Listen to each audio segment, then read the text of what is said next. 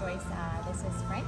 I met Frank on social media, and he lives right here on Maui, right in our. We both have the same backyard. So Yeah. Frank, tell us what you do on Maui and what stirred you to meet today. Yeah, so most of my business is focused up in the States, and I recently moved back, and I'm in multifamily. That's what I do. We raise capital for apartments, and we bring individuals together, and that's how we're able to purchase these properties. And I want to connect with people on Maui. One, because not a lot of people know of what we do, and there's also like-minded people, and I feel like being surrounded by like-minded people is the most key ingredient of getting further in life. So, And you're really young too. How old are you? 27. Yeah, Yeah. I wish I started a whole lot sooner. And I feel like I'm too old. I feel like I got started right in high school. Yeah, So. we talked about this a couple weeks ago. We were like, I wonder why a decade ago it wasn't this easy to get in on it Yeah. than it is now. But it's because there's technology too, yeah? Well, I think COVID did a lot to that. And COVID, like yeah, exactly. people were stuck in their homes, and okay, we don't have nothing to do, so let's learn. Connect So, with yeah. people, yeah. And who would have thought that so many investors are here on Maui? Yeah. There's actually a lot of them, and I'm starting to connect with more and more and finding, new investors that I've never met. So that's great. You're in multifamily Yeah. in Texas. Yes, in Texas. Okay. Yeah, that's where we focus more because of the market. The market is growing rapidly right now, and it's a lot of people are saying that's going to be the second mecca of the finance world. The first right now is New York, but there's a lot of businesses moving to DFW, and there's a lot of inventory. So there could be problems. There's a problem right now with oversupply. A lot of people saw rent growth in the middle of COVID, and they started building. Well, when interest rates went up, they got caught, and now there's just a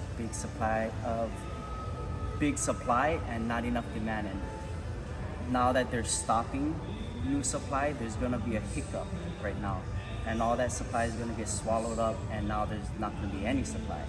So rents have gone down, but once all the oversupply gets swallowed up, rents are gonna skyrocket again. And that's primarily for multifamily? Multifamily, yeah. Or any rentals in general, yeah. Okay. Yeah. You lived in Dallas Yeah. for a bit, yeah? So why did you leave Maui? So my fiance got accepted into a chiropractic school in Dallas, and it's crazy. I was working towards my own things, and she kind of turned over one day and was like, "Hey, I got into chiropractic school. Let's move to Dallas." And I was like, "Okay, let me just move some things around." I just bought a brand new truck. Stupid idea. And Maui local boy, Yeah. that's how it is. And I was working to get into the union as an operator, and I was also studying to be a fireman. I had options, and I cut it all down and I moved to Dallas, and it was the best decision I've ever made. The Christmas of 21, I flew back home. Here. Yeah, and met with him at his office, and he kind of showed me what syndication was, and that's possible, and I should think bigger, which is their whole theme. And thank God I thought bigger, because there's so much out there. I think when we met Tyler, it was a year ago, I want to say. We did he did a seminar over at Maui Beach. Oh, okay, Yeah. So he did that, and then he was at another meetup that we went with Sasha to in Kihei. He lives in Kihei. Yeah. So that's kind of neat. There's a lot of them that are moving to Maui or investing here. Yeah. Brandon Turner is another one too. Yeah. Yeah, he's here. You said you just acquired your first property. Yeah. Tell us about that. So that is in Arlington, Texas, and what got us into the property was relationships and networking. And I've been in the industry for 2 years and never really saw anything. Never saw any opportunities to actually get a property done. If you go on it on your own as a new person in the industry, Oh, yeah. you're competing with big fish, and in order to see deals, you have to have relationships with brokers, and that's hard. Especially in the multifamily side Yeah. too. It's- Yeah. Especially in That's big DFW. money. Yeah. So if you're a new person in a big market, you're probably the 30th person that's seen it. So we decided that we should start partnering with people, build relationships with people who are closing deals, and see what they need. And we had a relationship with this group, and they're like, hey, we see that you guys are working hard. We'll give you guys an opportunity to come on and help. So our way to get into the property was help raise capital, and now that we're in, now we're just gonna help with everything, asset management, investor relations, and things like that. So and now we're able to learn how to actually do Nice. Yeah. Now you're playing with the big fish. that. Yeah. So your role in that, how long do you think the return on your investment is going to be with that property? Are you guys flipping it? Are you guys just for the cash flow? Yeah, well, essentially, when you do a syndication, there is an exit, and that could be a refinance or a sale, it depends. So in this property, we're planning to refinance in a few years because we feel interest rates will go down. We also think we'll be able to increase the valuation of the property within 2 to 3 years, and we'll refinance, give investors back some of their capital to redeploy, and we'll hold on for a few more years, stabilize the property, and then we'll I guess in the meantime, because this is private money, right? And I'm sure this is interest only. No, so this is equity partners. Okay. So they're on a different side of private money lending. So any upside to the property, they're entitled to because they're owners. Another thing is tax benefits. Any tax benefits that we get as a sponsorship group, they get They trickle because down. they're also owners of the property. And that's why a lot of people don't know about the difference between private money lending and equity partners. So that's the kind of partners we're looking for. So me as an investor, if I was your private money lender, I just have to hold off until you were able to refinance it and pull out that money to get the equity and your principal, right? Well, your principal will fully be returned to you at the end of the 5 years. But while we're holding the property, there's cash flow, right? Because it's a cash producing asset. I see. So all of our equity partners get cash flow. And what's nice about the way we structure most deals is the investors will get paid first, their percentage, and the remaining will get split up the way between the general partners and the Got it. limited partners, and that depends on the percentage. Most times it's 70-30 split. Investors have 70 and we take 30. So there's an incentive for us right there. Nice, nice. There's another gal. She's on Oahu, Hoa Kale. I think they're Okay, also yeah. in the multifamily, yeah. And I guess what is it? There's you have to be like a certified investor or in order to get into a syndication, right? So yes, it depends how the deal is structured. So because we sell securities on a private level, we're regulated by the Securities and Exchange Commission. So depending how the deal is structured, there's 2 exemptions. There's a 506B and 506C. 506C means you have to be accredited. Accredited, that's what it is. Yeah, and you're able to solicit your offering. If it's a 506B, you need to have a prior existing relationship with the investor, and you're capped at 35 non-accredited investors. It was 35, mean 35%? No, 35 total non-accredited Got investors. it. Yeah, you can't bring any more. Wow, there's a lot of that goes into the Yeah. multifamily. So one tip, if you want to get deals, make sure you're connecting with people like me or people that are doing multifamily, because if you're not an accredited investor, in order to see deals, you need to have a relationship. So that's What does that relationship look like? Like you got a prior investment? No, so they'll classify you as sophisticated, but in order to, it's a very broad explanation. I of want to be this considered relationship. sophisticated. Yeah. So the best to stay on the safe side is when I make contact, say with you, first time meeting you, they say that you want to have at least a couple interactions, whether it's meet and greet or on the phone, at least two. And to keep it safe, you want to season that investor for 30 days. So don't bring them or don't pitch them any deals for 30 days. But you know, you can obviously keep contact. Yeah. And then you're able to, hey, Joyce, here's our deal. We have a pre-existing relationship. Here's when you can look at it. Yeah. So some people think it's a Ponzi scheme. I mean, you can clearly tell we have rules we have to follow. So. Yeah. When you're regulated by the SEC, it's some serious stuff. You saw something else on your profile too, that you invest in Kansas City as well. Yeah. So we wanted to be open to the Midwest. Yeah. The Sunbelt markets are very competitive. Expenses are going up. Insurance is crazy. Taxes are crazy. So we wanted to at least have our foot in the Midwest, something less competitive. But if you look at the rental rates and rental growth in the Midwest, they're leading right now. Kansas is leading right now in rent growth. So that's why we kind of kept our foot in Kansas City. We have a few relationships over there, but we're just seeing so much traction in DFW. That's why we're focused. Gotcha. Yeah, it's hard to focus on multiple things. Right now we're here on Maui. That's where my market is, but because the rates are getting so crazy, everybody is just overbidding. And you can't even get one for $1 million, less than $1 million right now. Happy Valley is $1 million. Yeah, like my auntie guys just bought one in Happy Valley for $1 million. But I think it's because at this point you're so limited in your options that it's still a nice house. It's just in that neighborhood, it's up and coming, right? It's the ghetto. We know it is a ghetto. Nobody wants to buy there, but I think it with all the Lahaina moving, it's gonna come up, right? You can't get anything for less than $1 million. And that's what worries me about our kids. What are they gonna be able to buy in 10 years here? Yeah, so again, with like my interview with Tara, their whole thing, Fuzzy, Sasha, is making sure that the locals are able to buy for future, and that's the important thing. We invest in Kansas City. We leverage that market because it is cash flowing. I got 2 that are rented already. I just got off the phone with my broker. I got 2 more that are going to be closing in April.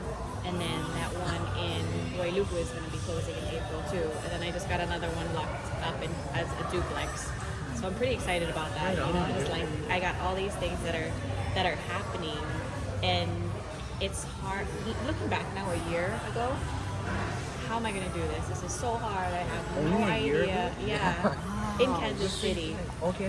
Because I started with WNN Properties, and they're centralized in Kansas City. Mentorship program? It is. Yeah. So they're based off of Oahu, and all locals, right? So I got into it, and the content is the same wherever you go. They're focused on Kansas City. They have boots on the ground. So they've got realtors, they've got the project managers, the contractors, and you run with it right until you're comfortable. I did that for my first deal with them, and then I got referrals from my realtor, and then I found another one, and then I found another one, and I got this really great project manager who's always communicative. He's like, hey, this is gonna happen, you need to do this, and I think we can get a little bit more on rents if we put a central AC in there. I'm like, okay, fine. And it's a lot easier to swallow on the price because compared to here, you can do an entire rehab for $20,000 over there. Compared, it's gonna be like 6 digits on Maui, if you did it here, price-wise. So there, it's definitely more affordable. We have a great team, and it just moves a lot faster. Since a year ago, it just kept going. Once we got the ball rolling, it's just wow. Now I'm set to do. I'm going to get 20 deals this year, and then so mostly for the cash flow, because I want to quit my job at some point. But I want to do it for the cash flow, and then I think now I'm going to pivot because your down payment still adds up, right? In Kansas City, 20% of $100,000 is still $20,000. You do 5 of these, that's $100,000. And we've found so much value in these meetups because that's where I found my first private money lender. He funded my whole Lahaina house in June, and that was $500,000. Like my documents were only 20 pages long compared to a mortgage document that's, you know.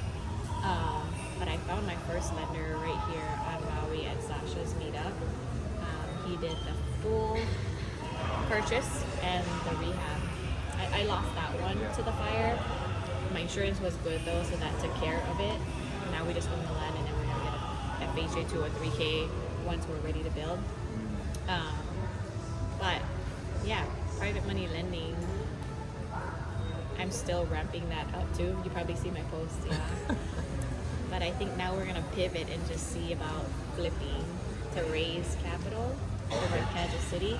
It's hot right now. I never understood it before, but CJ from WNN buys most of his properties in the winter because that's when people don't want to buy. They don't want to move, you know. So less buyers in the wintertime. It's spring. Now everybody is buying, and it's driving the prices up. I lost 3 or 4 deals in the last week to cash buyers. Yeah, and I was offering at asking. Like, oh, sorry, Joyce, this one is all cash, and they can close in 14 days. So they have a competitive advantage over me, who's going to be a finance deal. But yeah, it's fun. The whole thing with single family, I enjoy it. I want to get really, really good at it. But 5 years down the line, who knows? I'm also looking at storages. Okay. So somebody in the program was looking at storage warehouses. They're getting into that. Less maintenance. You're basically buying a box, yeah? And it's guaranteed income. So, Where is that? Where are you looking? well, he was looking. I think he's looking in Texas. Okay. Yeah.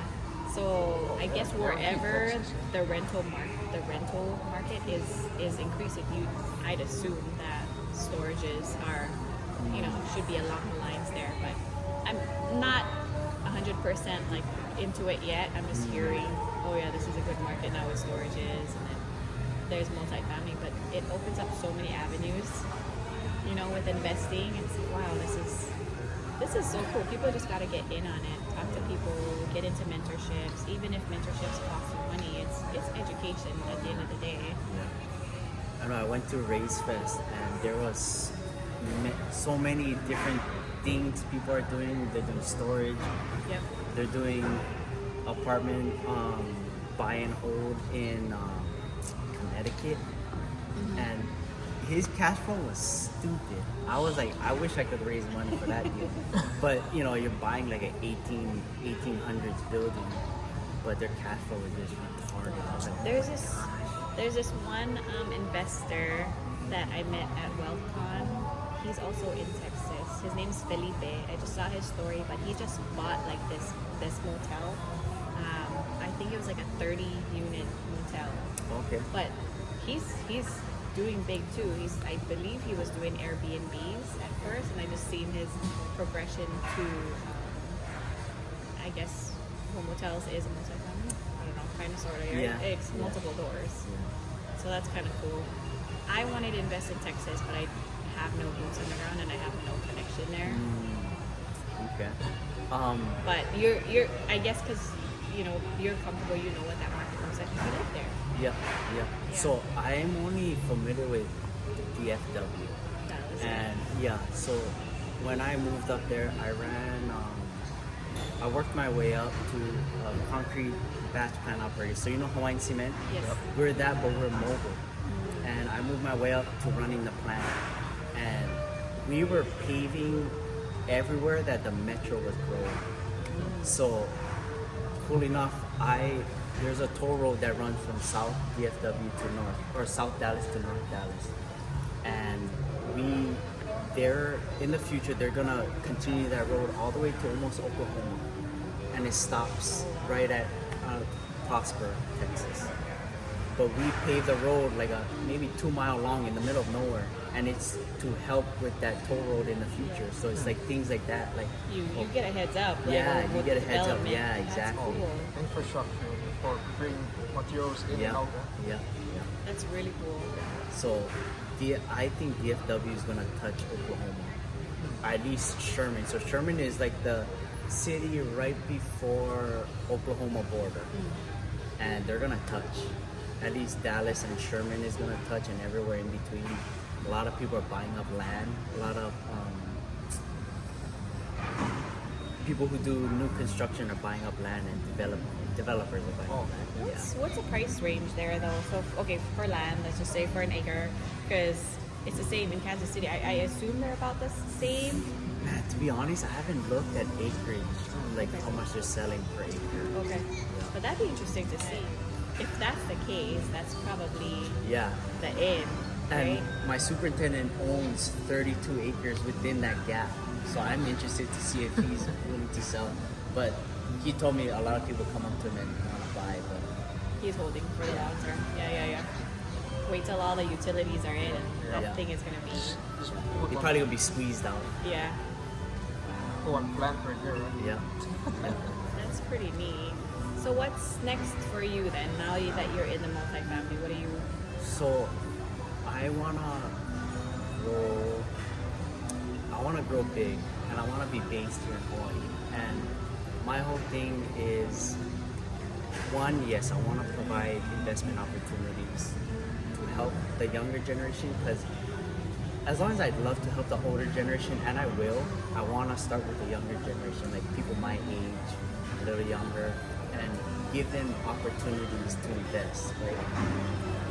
If people don't know what they don't know, and if I can just be this community, our team, we just buy apartment communities, and we have these opportunities for people in Hawaii. That's why I want to be based here. I can easily set up shop in Texas, Yeah, but I don't want to. this is So, home. yeah, Yeah. I want to keep it home. There's a couple of places up in Wailuku that we were looking at. Are you looking into investing into apartments here on Maui? I would be. I would love to. I'm actually trying to do a deal right now, but I don't know. Oh yeah, they're asking 340,000 a door. Oh, gosh. Yeah, And like how many doors it's- is this? 10. So it's Three it's, now. it's a negatively leveraged deal if we put debt on it. So it doesn't make sense. Yeah, it's hard in Hawaii. It is, and I think that's why a lot of people are leveraging out of state because the prices are so much more doable there. I want to do an apartment here in Maui. That would be pretty cool. Well, I'm trying to structure something to seller finance, and I want to put in an offer, but in my raise, I have to raise 900,000. So I don't even know how I'm gonna do that. I don't even know if my contacts even have that much. How does multifamily financing work compared to single family homes? Do you still need to put down 20%, or you gotta have the full? No. It's similar. I think it all depends on loan to value, like how much your loan is versus the value of a property. So this is after repair, what you think it's gonna be worth? No. or the cost? At the time of purchase. Yeah. So it's the same. I think most properties you need to put down 35%. 35. Yeah. Okay. But it could change because the market is changing as Yeah, far as yeah. the capital markets are changing. But you're not looking at 30-year terms. You're looking at 10, 7, Oh, that's 5. right. Yeah. But they're amortized for 30. But that's the thing. So you have a big balloon payment in 5, 7, 10. So the most attractive debt to get right now is 5. Yeah, because we're anticipating interest rates going down. So that's why. There's a prepayment Yeah, penalty on those? prepayment. Yeah, There is. prepayment. Yeah. What else? But our interest rates are different. Like if we're looking at a full-blown, maybe $15 million transaction or $15 million loan, our interest rates are like 5.7, Okay, 5.8. that's good. Yeah, That's really yeah. good. So that's the difference. But then again, in order to get a good loan,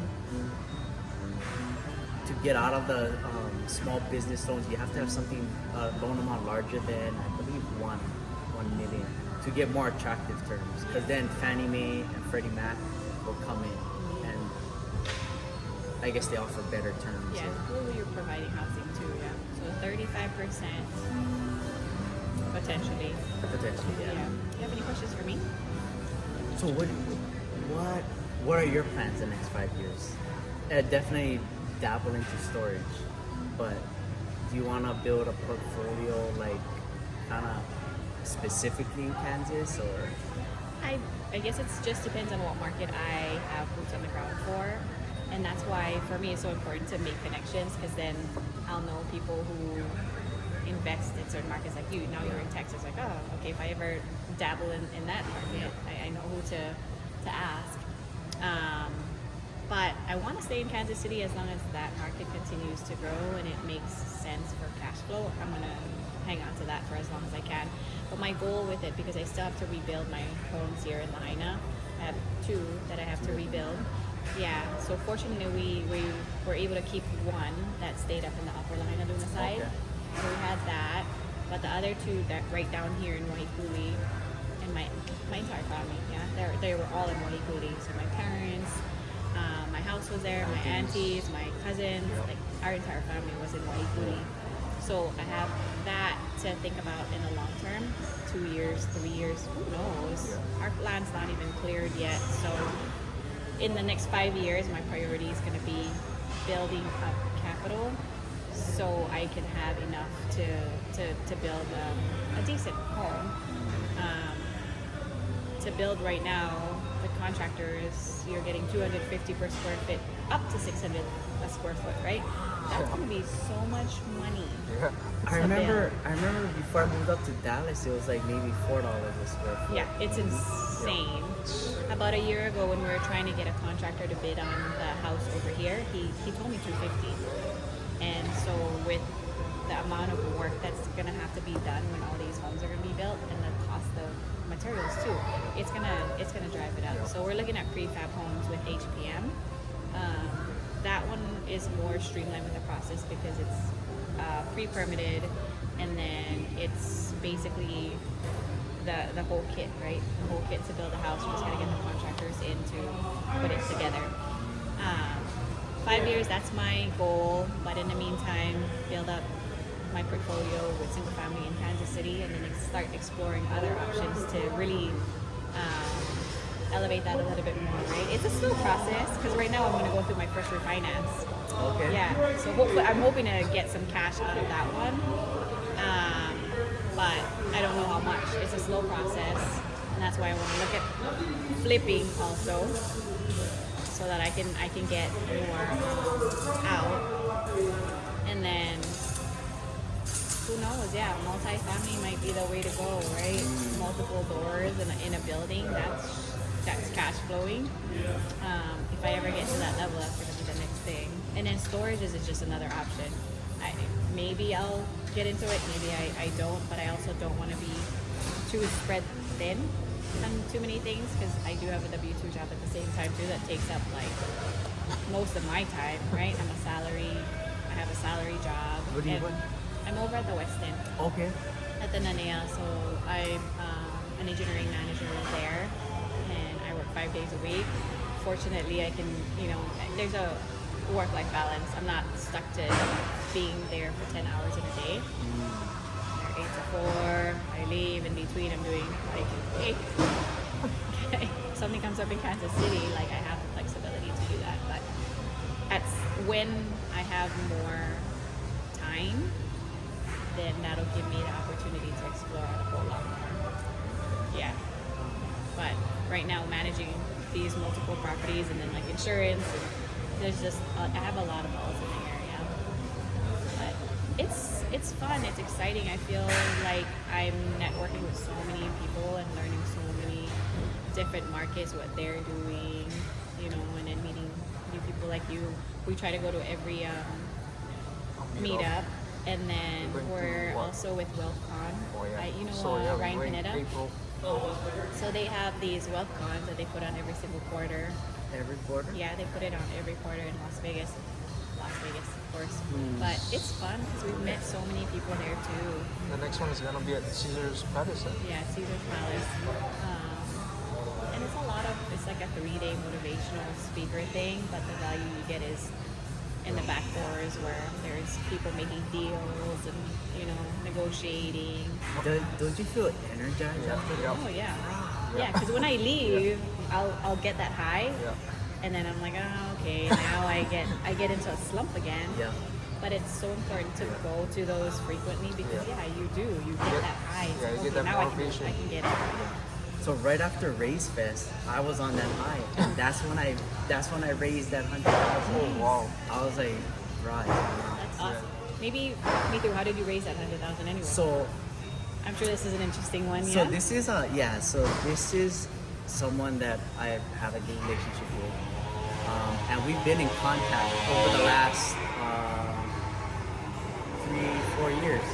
I always told him what I was up to, and I wasn't gonna pitch it to him because I was like, one, there was something going on in the deal where I was like, okay, I need to make sure this happens, and they got all that squared away, and then I was like, okay, yeah, like this is a smoking deal, and then This was an apartment. yep, deal? the deal that we just closed on, and he came over, and he has something going on, and he was pitching me, and I was like, bro, I'm not gonna let this uncle come to my house and pitch me. I can pitch him, so I was like, uncle, we have this deal, it looks good, returns are this, returns are that, this is what your capital is gonna do. And I told him my whole why and why I do this, and I shared a little bit more. And then he was like, okay, let's talk about it. I'm like, so he was like, let's schedule a call. So we scheduled a call, and I was like, perfect. And the reason why I pitched it is because someone at Raise Fest was like, hey, you have to be confident in what you know. Oh yeah. And you don't need them. They need you because they don't have that opportunity to take a hold. Because if anything, he was just gonna put it in a CD. Yeah. And CDs are going down. 4%, 3%. Yep. Yeah. So that stuck with me, and it's true. It's a two-way street. I need investors just as much as they need me Right. because they need someone to place capital. Yeah. So that's where I got that confidence. Good. from. And they say too, because even when I'm trying to pitch an opportunity, you're not begging people, right? You're presenting an opportunity, and you know what? If this opportunity isn't for you, then I'm going to move on to the next person because time is of the essence, Yes. right? You're going to close soon. You need the funds. Yeah. If you want to leave your money in a CD for 4%, then great. That's on you. I'm not going to twist your arm for it. And I think that's what a lot of people have a hard time with too is who is it that they're investing their money with. It's great that you had one that you already knew, you already have a relationship with, but not everybody is going to jump aboard. I still have a hard time pitching it to people I know. It's like, whatever, here you go, here's all the stuff that I'm doing. When you're ready to jump in on the deal with me, then great, that's what's benefiting you. It's been my brother and my sisters lately that Okay. have finally gotten to jump on board. So pretty fortunate, and sometimes I make jokes and say, hey, when I go to Kansas City, can I just have your house? I'm like, yeah, sure. When I get to that point, you can have it, right? But that's the end goal, is to be able to be in a financial situation where you can help your family and in the hopes that they, pick up what you're doing and then run with it too, because we all started there. But anyway, yeah, presenting that opportunity, you're not begging people for money, you're presenting an opportunity for them. So how did it go then? You So- did the call? Yeah, so we did the call, and good conversation, and it was more so, honestly, the deal was good. The deal was good in and of itself. I just need to explain it to Yeah. them, right? Because they don't know. His whole thing, he does other things right now, and I'm supposed to be the expert. So that's the other side of it. Like, if you don't really know the deal, then you're gonna lose out on investors. You don't have the confidence to know that what you're getting into is great. Yeah. Yeah. Did you have any type of presentation for them, or is it just over the phone? Did you have paper? Did you? No, we had the pitch deck. So we put together a pitch deck. They put all the team, our business plan, debt, everything, returns, and I sent that to him. And what else did I send? I sent him the webinar. So he kind of did his own thing, and then that call was just to answer any questions. And I think I just got lucky on the first one. Like, it was that easy. I don't think other investors are easy to Yeah. to close, I guess. not a good word, but that's why like a lot of people try to raise money on LinkedIn, but I've never. oh yeah, Right, that's kind of the thing, and more so I guess in the multifamily space. But I like connecting in person. That's why I go to so many. I have tried to reach out. That's why I reached out to you. Like I just want to meet people, and I'd rather connect in person over rather than like Google Meets, because you can't feel energy to Google Meets. What do you? So with LinkedIn, you said this is more for the multifamily thing. What do you put on there just to attract people? Or are you doing your research to find? You can do it that way. There, LinkedIn, we're in a mentorship program, and I'm not doing the best in it because I'm just so busy. But there's a way to search people and be strategic about it, like where they are, location, what they do, and similar to you. So you'll find people who you can share commonality. Like say you meet with people who are engineers at hotels on Maui or anywhere in the US, and you'll just reach out to them, and you can have an automation. It's pretty expensive, like $100 a month, but it's called Expand Me, and it'll send them like a request to connect. If they don't connect, then you'll like a post, and after you like a post, if they haven't accepted a request, then you'll send a message. So automations like that. Gotcha. Do you have yours as like a real estate investor, multifamily investor? Yeah, multifamily investor. And then you search for everybody else who is a multifamily investor, or what keywords do you use when you're searching? Different. Man, honestly, it's hard to do it because I don't have the sales navigator. Okay. That's like $100. You gotta have the tools. Yeah. So that's why I don't really search. You want to connect with people that aren't doing real estate, right? Oh, I see. I mean, you can, but more investors, you want to connect with people who aren't in real estate, because if not, then you're kind of just like bouncing ideas off each other in the posts. Yeah. So you'll connect with people who aren't investors, but you share similarity, and then all your posts is going to be just value, why they should invest. Also, I also learned in RaiseFest, you want to share your story. People are more interested in your story rather than your word. And that's why, I don't know if you saw my content, but I switched it. And a lot of people, like I was about to delete my Instagram and start another one. But I think it was a second or third post after getting home from RaiseFest that I just shared my story. I got like 3,000 plays, and I'm like, There's something to it. Social media is such an interesting platform because it's not just, well, it is. I guess it is a form of socializing, but it is a form of networking too. Because when I don't like social media. When from the get go, I did not want to disclose anything about my personal life because it's my personal life. You know, nobody. I am selective on who should know what I'm doing, but the reason why I got into it was because, again, with WNN a year ago, they said that get yourself on social media. It's the only way you're going to be able to market yourself, show people what you're doing, and then make those connections with people. At some point, you're going to meet private money lenders, and this is your audience. So that's why I started it in Instagram. But man, I've been able to connect with so many people. And it's one person that you meet who knows somebody else, who knows somebody else, and then you're following so many people that are doing it. And my first meetup, second meetup actually, here in Maui at Tommy Bahamas, I brought people over from Oahu. They flew in from Oahu to be guests of that, guest speakers. Brooks was one of them, Kalaya was one of them. Brooks does mortgages, Kalaya invests on the Big Island. Sasha too, right? And Zasha was there. But it was getting people on Maui to, band together and get in on the real estate thing. But I only met those people through social media. Honestly, it wasn't like meeting them here. It was, seems like a really cool guy, and then I messaged them, and they're all like-minded too. They all have the same mindset, which helps so much, and it keeps everybody boosted too. And that's how I connected with Abner. Oh, okay, yeah. He popped up on my feed. He's right here on Maui, Lina. Yeah. So he popped up on my feed, random, and he was like, "Hey, I'm door knocking," and like I give him props, man, for door knocking. Yeah. Some people can be pretty vicious. I dropped text messages at one point when I was using prop finder, and people are mean. Yeah. They're like, screw you. Don't message me ever again. I can only imagine what he goes through when he's door knocking. Yeah. It seems like he goes through has good conversations. Yeah.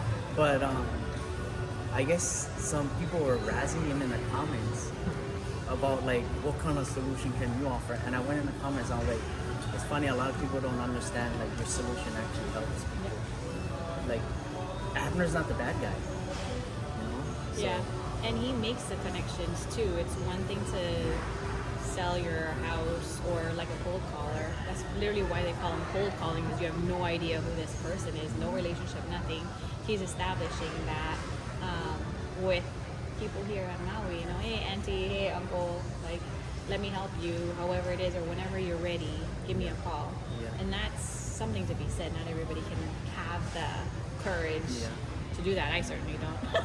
I'm not gonna door knock. Yeah. So I give him props. He was at the last meetup too, Yeah. Abner. About a month, the beginning of the month, I think. Was with Tereva, Tereva yeah. and Some Tani. guys flew over from Oahu. oh, I gotta learn about these events. Yeah. Where do you Oh, find them? social media? Instagram, Oh yeah. Facebook. And it's like I said, it's all Oh, the is he same travel circle. from here? Yeah. And Yeah, Tereva's Tani here. too, in No, Oahu. Tani is from Oahu, but Tereva is from here. She actually just locked one up in. She was in pre-foreclosure. Was Wailuku, Yeah, somewhere in Wailuku. So I've been watching her stories, and it's the same thing, right? I think she does mailers though, and somebody reached out to her. The auntie was in pre-foreclosure, and she only had a week. Tereva only had a week to like get them out. So she did her thing. She did all these calls. She got them on their contract. So now she's got it. Save for their house. Yeah, so she's helping, right? Like you're helping a local family stay out of foreclosure, not have this on the record, keep their credit clean, and it's those people. It's not about the money. It's the value you're providing to other people. So, yeah, he's right here in town. I know I shared with him because I think he may have been started knocking door. I'm not too sure, but I was like, "Have you ever heard of Pace Morgan's story?" And he was like, "No, what is it?" And The rabbit story. yes, I told him. He called it Finding the Rabbits. I Yeah. told him about Pace's story, and he was like, "Ah, "I'm gonna go back to the house that he was knocking." He was gonna go there already, but he was like, "Bro, Auntie has like 3 cars she has to tow out.